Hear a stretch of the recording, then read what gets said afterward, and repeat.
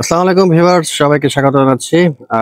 আজকে আমি আপনাদেরকে ডুলাহালজা সাফারি পার্ক ঘুরিয়ে দেখাবো। বাংলাদেশের খুব সম্ভবত ৩টি সাফারি পার্ক আছে। তার মধ্যে এই ডুলাহালজা সাফারি পার্কটা অন্যতম একটি সাফারি পার্ক, যেটা কিনা কক্সবাজার জেলার চকরিয়া উপজেলায় অবস্থিত। তো চলুন আমরা আপনাদেরকে ঘুরিয়ে দেখাই। এটা ছিল সাফারি পার্কে ঢোকার প্রথম গেট। এটা মূলত রাস্তার পাশেই ছিল। রাস্তায় আপনারা গাড়ি থেকে নেমে কিন্তু এই গেটটা দেখতে পারবেন। এখান থেকে প্রায় ৩০০ মিটার দূরেই কিন্তু সাফারি পার্কটা মূলত আছে। চলুন আমরা যাই।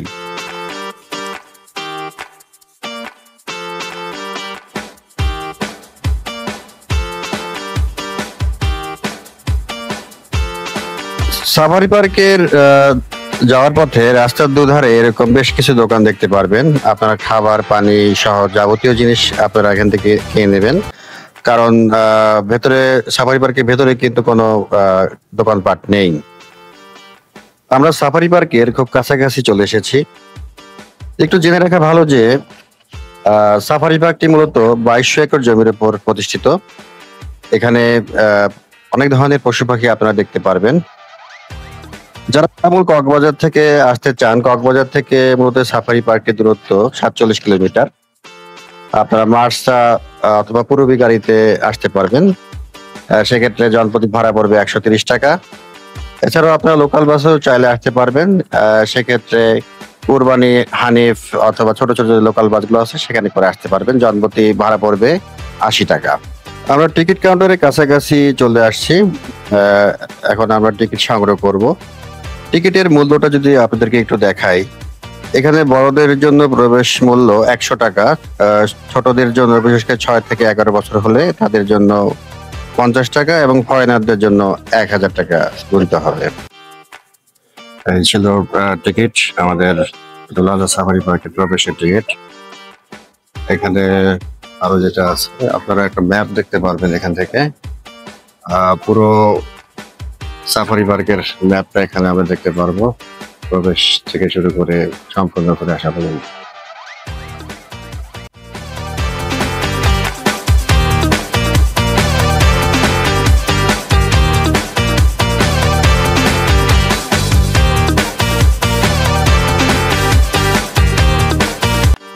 আমরা এখন গেট দিয়ে প্রবেশ করব আমাদের সাফারি পার্কে, যার জন্য আজকে আসা এখানে।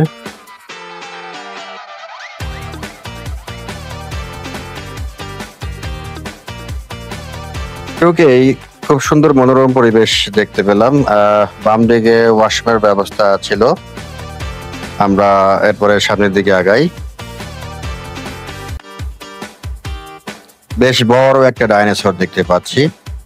দেখতে অনেকটাই বাস্তব মনে হচ্ছে, ভালোই লাগছে দেখে। এপাশে বেশ বড় সাইজের জিরাফও দেখতে পাচ্ছি, অনেক উঁচু দেখতে।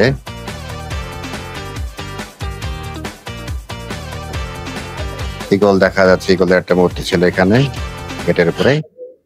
শুরুতেই আমরা এখানে ঢুকেই বাম পাশটা দেখতে পেলাম অনেক বড় বড় পাখির খাঁচা। এখানে জানা অজানা অনেক ধরনের পাখি আমরা দেখছিলাম। বেশ রঙিন রঙিন পাখি, খুব সুন্দর সুন্দর পাখি, ডাকগুলো অনেক মিষ্টি। ওয়াও, কচ্ছপও দেখি দেখা যাচ্ছে, টুপুস করে পানির নিচে লাফ দিল। আর একটা কচ্ছপ দেখি বসে আছে। এখানে তো বানরের কোনো অভাব নেই, অনেক বান্দর আপনাকে স্বাগত জানার জন্য বসে থাকবে, অনেক উৎপাত করার চেষ্টা করবে। আপনারা এর থেকে পালাতে পারবেন না, যে কোনো সময় আপনার আশেপাশে দেখবেন যে চলে আসছে। হাতে যদি কোনো ছোটখাটো জিনিস থাকে, যেমন মোবাইল ফোন, খাবার টাবার, এগুলো খুব সাবধানে আপনাদের রাখতে হবে, তা নাহলে কিন্তু এরা যে কোনো সময় কিন্তু সবল বেড়ে নিয়ে চলে যাবে। এই ছোট একটা বানর দেখা যাচ্ছে, বেশ ছোট ছোট কিছু বান্দর। দেখেন কিভাবে উঠে যাচ্ছে, দেখেন এরা কিভাবে কিভাবে গ্রিলের উপর দেখাচ্ছে। ওয়াও, একটা বড় সাপ আমরা দেখতে পাচ্ছি এখন, একটা বড় অজগর। এখানে দুটো অজগর আছে, তার মধ্যে এই অজগরটা গ্রিলের সাথে ছিল। আমি আমার ছেলে দেখে খুব ভয় পেয়ে গেছি।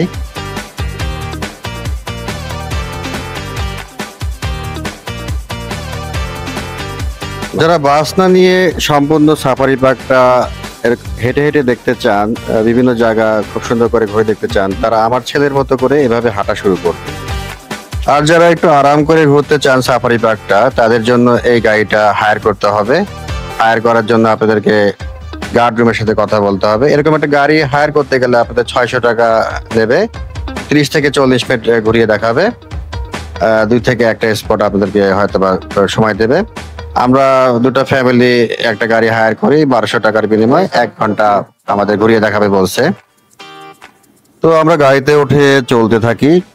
চলতে চলতে আমরা সামনের দিকে যাই। আর এখানে আমরা প্রথমে যেটা শুনলাম, আমাদেরকে প্রথমে বিভিন্ন ধরনের পাখি দেখানো হবে, যেখানে কিনা আপনার ময়ূর, চিল এবং শকুন আরো অনেক পাখি দেখতে পারবো আমরা। এই যে ছিল একটা বড় সাইজের শকুন পাখি।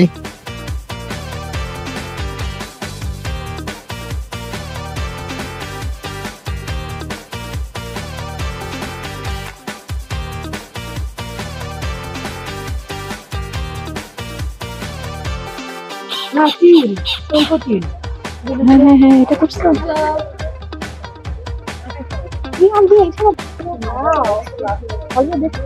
ওই ওটারে নেন ভাই, দেখেন ওটা না লাফায় এই যে খাইতে।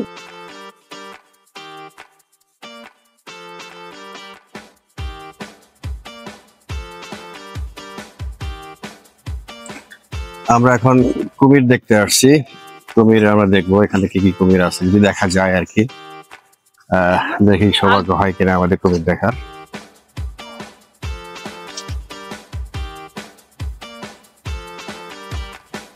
অনেক খোঁজাখুঁজি করেও কুমির আর আমাদের দেখা হয়নি। আমাদের খুব সম্ভবত ভাগ্যে ছিল না, তাই আমরা হতাশ হয়ে সামনের দিকে চলে যাচ্ছি। এবার আমরা হাতি দেখতে পাচ্ছিলাম। ছোট একটা হাতি গেটের ওই পাশে ছিল। আবারও সামনের দিকে যাচ্ছি। ওয়াও, এ পাশে দেখে একটা বড় হাতি দেখা যাচ্ছে। খুব সম্ভবত কিছু একটা খাচ্ছিল সে। হাতিটা দেখেই আবারও চলতে শুরু করলাম।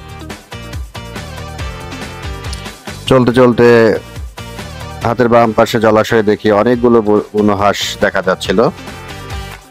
সেগুলো দেখতে থাকি।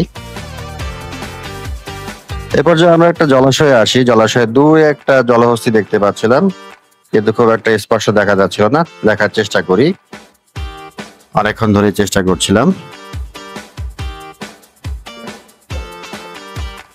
আমরা আবারও যাত্রা শুরু করি।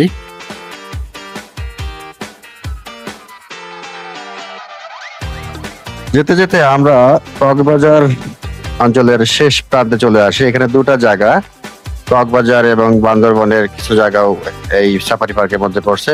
বান্দরবনের বিশেষ করে লামা আলী কদমের কিছু অংশ এই সাফারি পার্কে আছে। তো আমরা এখন আলী কদমের রোডে ঢুকে গেছি, বান্দরবনের যেটা অংশ। এখানে আমরা খুব সম্ভবত জেব্রা দেখতে পারবো। আমি লাস্ট টাইম যেবার আসি বেশ কিছু জেব্রা কিন্তু এই রাস্তার মধ্যেই হাঁটছিল। আমরা খুব সম্ভবত জেব্রার খুব কাছাকাছি চলে আসছি। ওয়াচ টাওয়ার দেখা যাচ্ছে। এইখানে দুটো জেব্রা আমাদের চোখে পড়তেছে। দুটো জেব্রা দেখি দাঁড়ায় আছে। তো আমরা একটু ওয়াচ টাওয়ারটা দেখার পরিকল্পনা আছে। ওয়াচ টাওয়ার এখানে যে যাচ্ছি, ওয়াচ টাওয়ারটা আমরা দেখে আসি। এই ওয়াচ টাওয়ারটা কিন্তু অনেক উঁচু একটা টাওয়ার। এই টাওয়ারের উপরে উঠে কিন্তু আপনারা সাফারি পার্কটা সম্পূর্ণ দেখতে পারবেন। সাফারি পার্কের যত জায়গা আছে দূর থেকে যে আপনারা বিভিন্ন প্রাণীও কিন্তু দেখতে পারবেন এই ওয়াচ টাওয়ারের উপর থেকে। আমরা আর এখানে আর উঠিনি। সামনে দুটো জেব্রা ছিল, জেব্রা দেখার জন্য আমরা আবার পিছনে ব্যাক করতেছিলাম। এখানে লাস্ট টাইম যেবার আসি ওইবার কিন্তু আমরা অনেকগুলা জেব্রা দেখার সুযোগ হয়েছিল। এবার মাত্র দুটা দেখার সুযোগ হচ্ছে। দুটা দেখতে পেলাম, দেখি এখনো আছে কিনা, যে দেখি আমরা। ওয়াও, কি সুন্দর একটা জেব্রা আমরা দেখছি। জেব্রার কালারটা আসলে আমার খুবই ভালো লাগে। সাদা কালো কিছুটা ডোরা কাটা একটা ডিজাইন। খুব বাঘেরও যেমন হলুদ আর কালো ডিজাইন, খুব সম্ভবত এই জন্য হয়তো বাঘ জেব্রাগুলোকে খুব পছন্দ করে। এখানে আমরা 5টা জেব্রা দেখতে পাচ্ছি। এই প্রাণীগুলো খুবই নিরীহ হয়ে থাকে। দেখেন এদের কাছাকাছি কিন্তু আমরা যাচ্ছি, তারপরে কোনো রিয়াকশন ওদের মাঝে নেই। আপনারা যারা এই পার্কে ঘুরতে আসবেন অবশ্যই এই জেব্রাগুলোকে দেখতে আসবেন। আসলে জেব্রা না দেখলেই মনে হয় প্রাণী অপূর্ণতা থেকে যায় আমাদের মাঝে আসলে। তো জেব্রাগুলো আমরা দেখছিলাম, একটা জেব্রা দেখি কাছে আসার চেষ্টা করছিল। ভালোই লাগছে দেখতে। এই প্রথম কোন জেব্রাকে খুব কাছ থেকে দেখার সুযোগ হলো। দেখে আসলেই ভালো লাগছে। 5টা জেব্রা আছে এখানে, ভালোই, খুব সুন্দর দেখাচ্ছে। এরপর আমরা আবারও যাত্রা শুরু করি।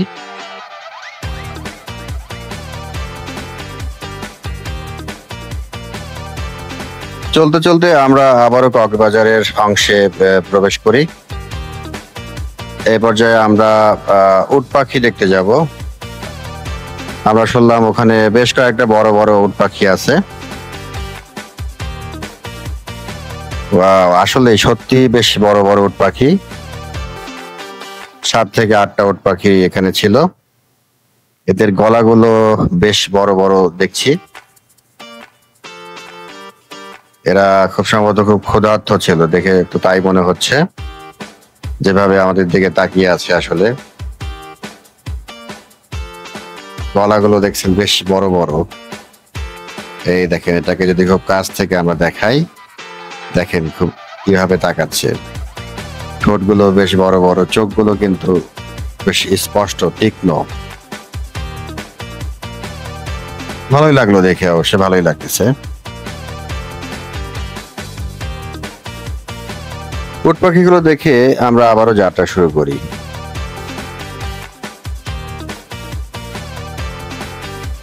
এবার আমরা সিংহ এবং বাঘ দেখতে চলেছি, পাশাপাশি ভালুকও দেখব। তোমার কি অবস্থা? সিংহী 2টা দেখতে পারছি, তারা আবার দেখি ঘুমিয়ে আছে।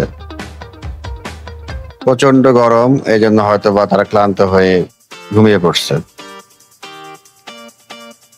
বাঘেরও একই অবস্থা, বাঘও দেখি 2টা বাঘই ঘুমিয়েছিল। অনেক চেষ্টা করলাম, আমার ছেলে তো অনেক চেষ্টা করছে শি শি বলে, বাঘ ওঠো ওঠো, কিন্তু সে আর বাঘগুলারে ওঠে না।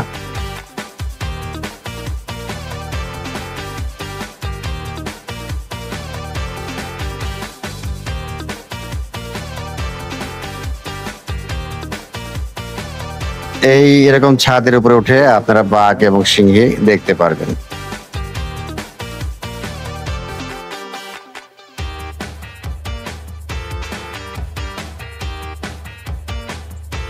এখানে একটা কালো ভাল্লুক আছে, কালো ভাল্লুকটা দেখার চেষ্টায় আছি আমরা, কিন্তু দেখা যাচ্ছে না।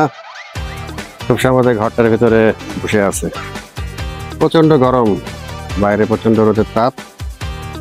এই অবস্থায় মনে আর বেরোতে চাচ্ছে না, এই জন্য ঘরের ভিতরে রয়ে গেছে। দেখতে না পেরে আমরা ওই ঘরের সামনের দিকে যেতে থাকি, যাতে ভাল্লুকটা আমরা দেখতে পারি। এই দেখেন, 2টা ভাল্লুক দেখা যাচ্ছে, কালো ভাল্লুক। আমাদেরকে দেখে একটু গর্জন করলো, আবার দেখি ঢুকে যাচ্ছে, ঢুকে গেল আমাদের দেখে। আবার দেখে একটা আসছে আবার কাছাকাছি।